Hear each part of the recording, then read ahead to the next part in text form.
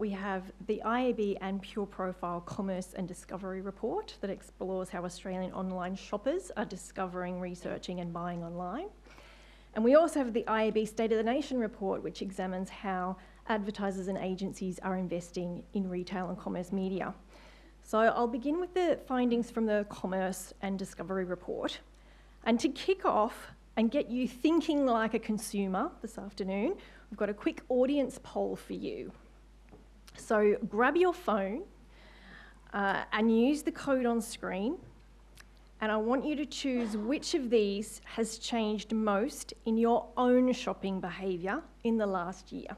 There's a few things there for you to choose from, but think about your own shopping behaviour. So while you're making that selection, I'd like to say a big thank you to Pure Profile, who have joined us again on this 6th wave of this report. Each year we've surveyed more than 1,000 Australian online shoppers aged 18 to 70. And for the last 3 years, we've also included New Zealand consumers.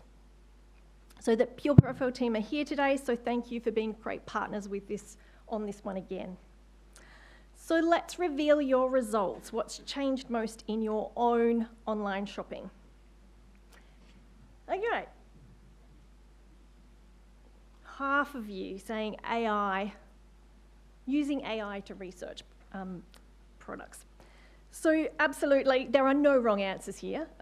All of these behaviours to some degree have come through our consumer research. So let's have a look at some of the results on Australian online shoppers. So online shopping continues to become more deeply embedded in everyday life. More than 1/3 of online shoppers now purchase online at least weekly, which is up 6 percentage points year on year. One of the biggest shifts continues to be in grocery shopping. So we've got 55% of online shoppers now buy groceries online every month. And that's risen 15 percentage points over the last 5 years of our study.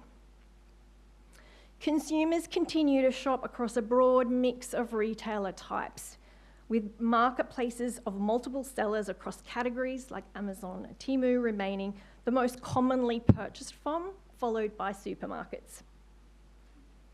So online shopping behaviour, of course, differs across demographics and across different types of online shoppers.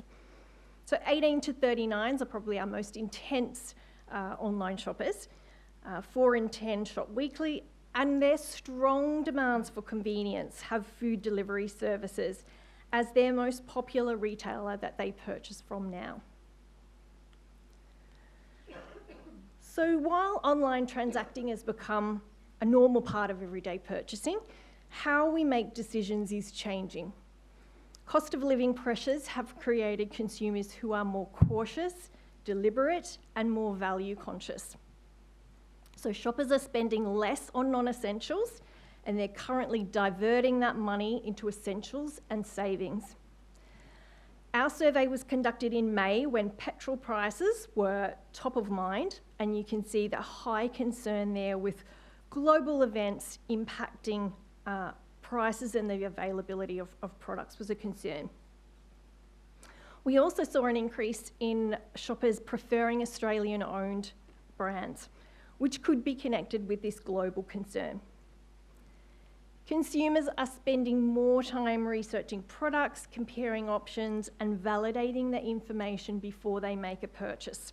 And as a result, brands and retailers need to demonstrate value, instill confidence, and reduce the purchase risk for shoppers. So one of the strongest themes from this year's research is that shopping journeys are becoming more complex. We asked our online shoppers about 22 different content and personal sources and tools that they use across discovery, research, and comparison. So you can see in the report how different channels play different roles at different stages of that journey. For marketers, this reinforces the need for integrated multi-channel strategies that connect these experiences. Today, I'm going to focus on a couple of these new and changing touch points.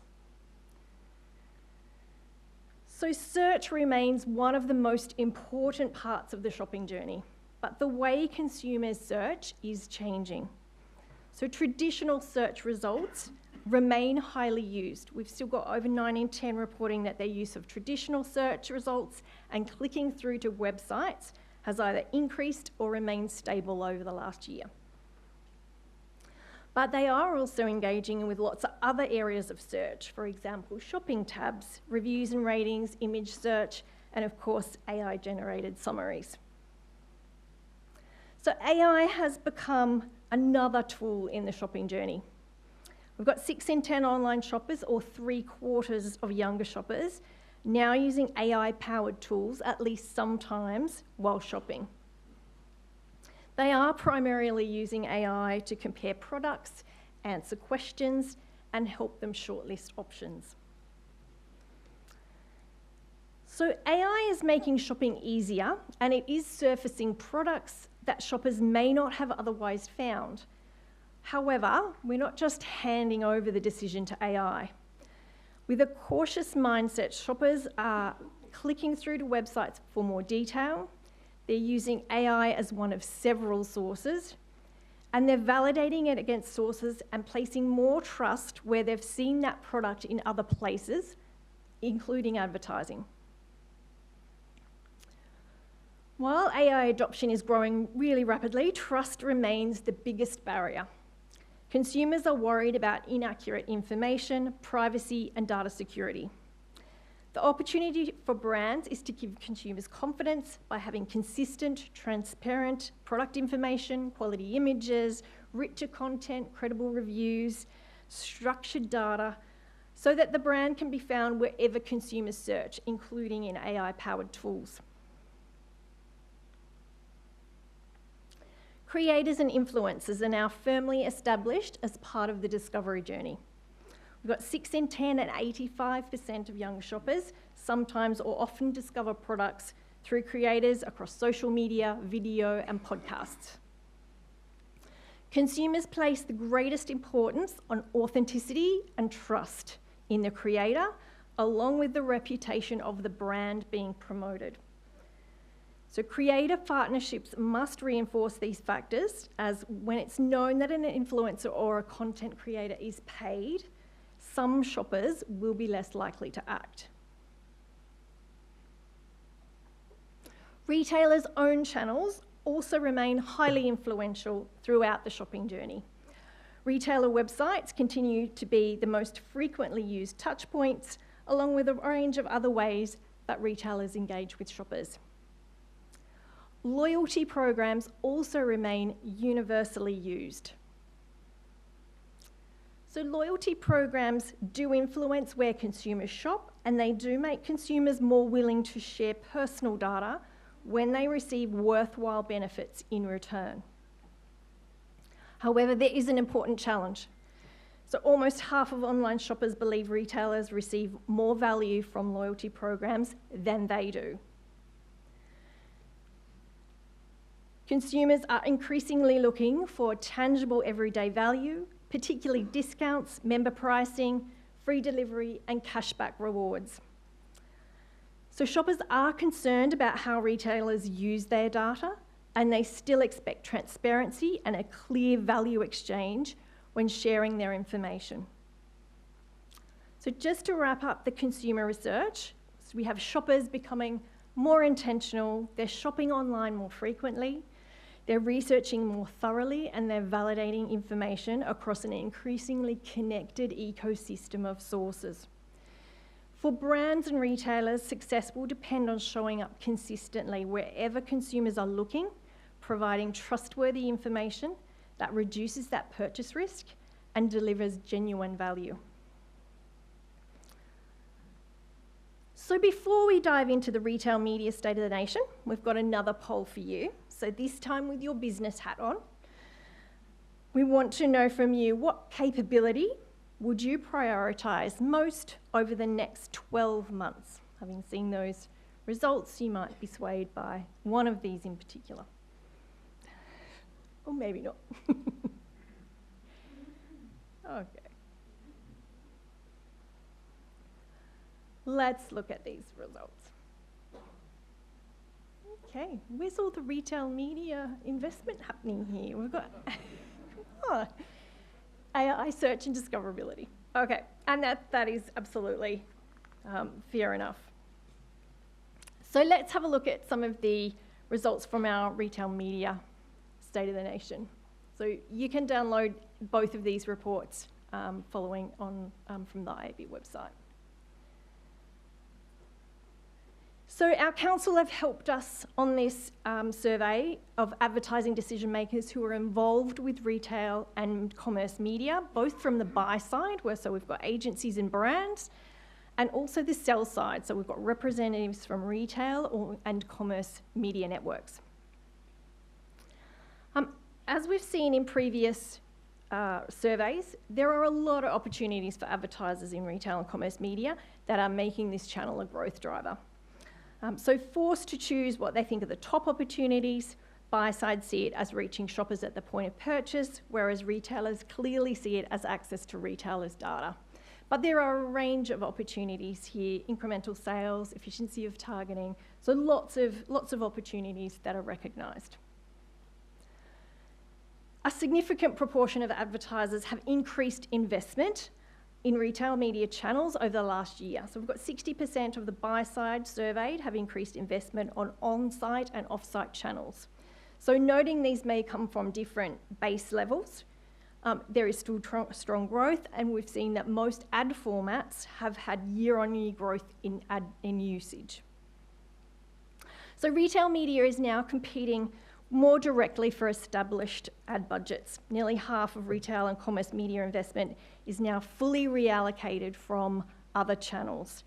And they are coming from retail trade budgets and traditional advertisers as being the largest sources of that reallocated spend. Advertisers also indicated to us a strong intent to increase investment over the coming year. So retail and commerce media is one of the fastest growing digital channels. The IAB in the US reported US commerce growing at 18% year on year to last year, and the UK estimates their market is currently growing around 17% year on year.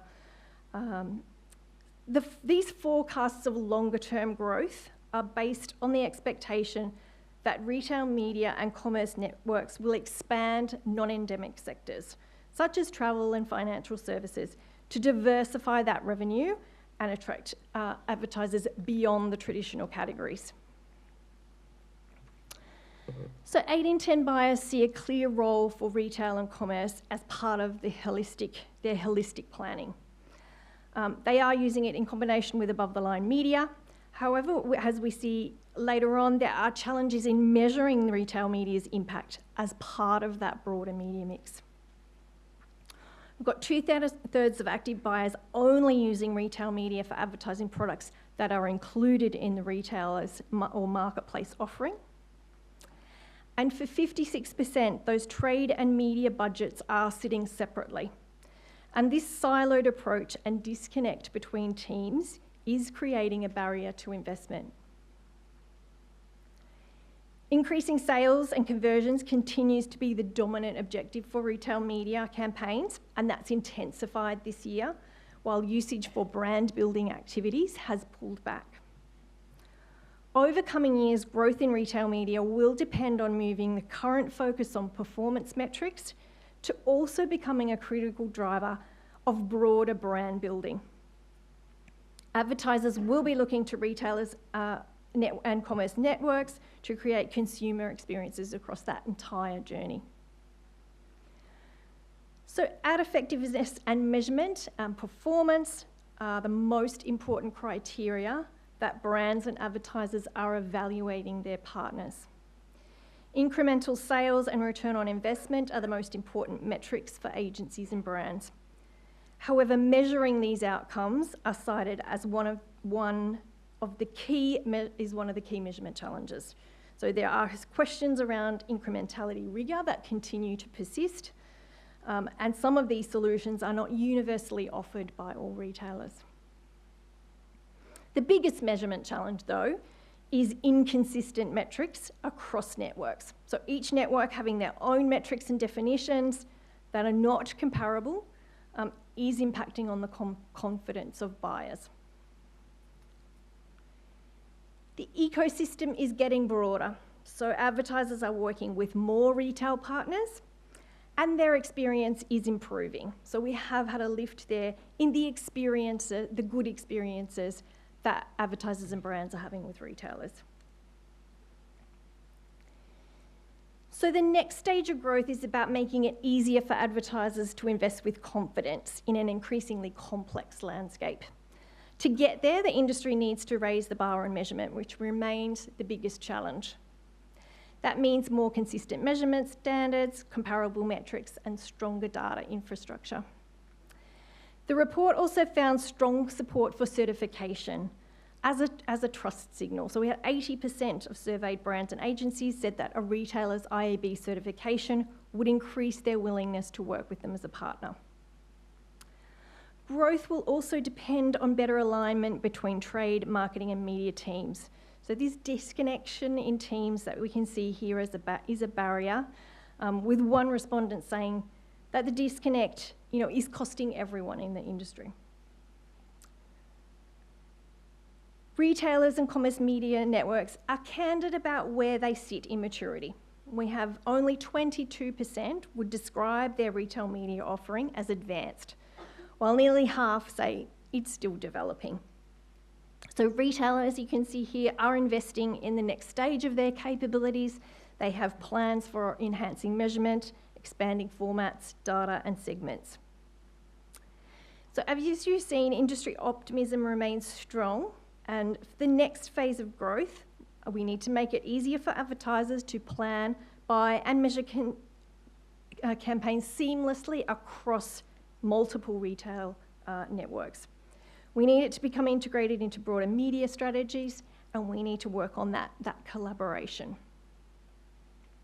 So that wraps up the highlights of our new studies. Both those reports are available for you to download.